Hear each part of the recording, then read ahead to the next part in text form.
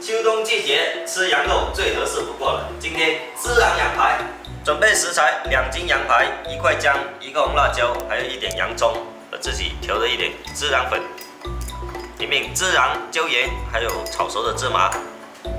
做这道菜要选择这种纯排的，这个龙骨，连着龙骨这里可以砍出来煮汤。砍成段之后再把它切小。切好的羊排来洗一下。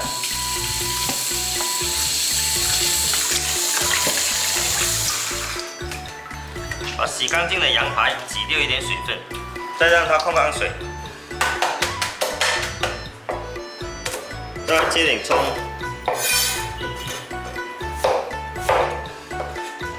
切点边角料的姜，把羊排腌制一下。葱、姜、1点料酒，少许生抽，再来一点蚝油。洗干净小手，把它抓拌均匀，抓到小手入味就可以。让它腌制半个小时。再切点姜米，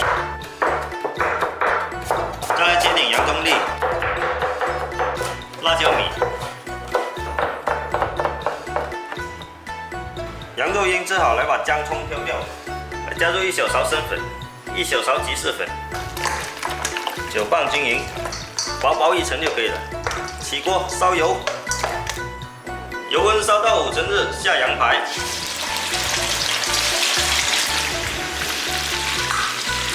先把羊排炸熟，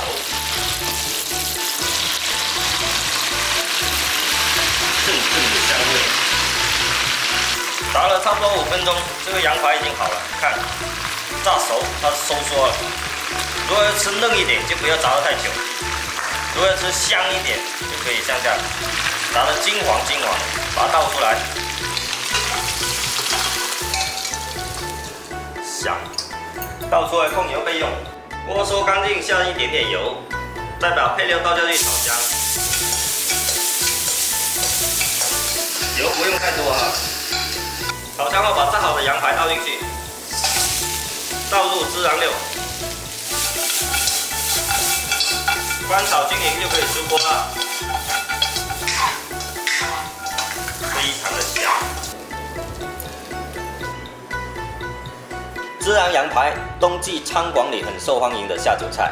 羊肉这种做法外香里嫩，越吃越香。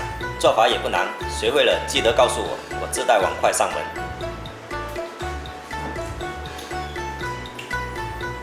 请上嘴呀！哇，你闻到香味了是吧？好看啊，好累啊！我上楼都是用跑的。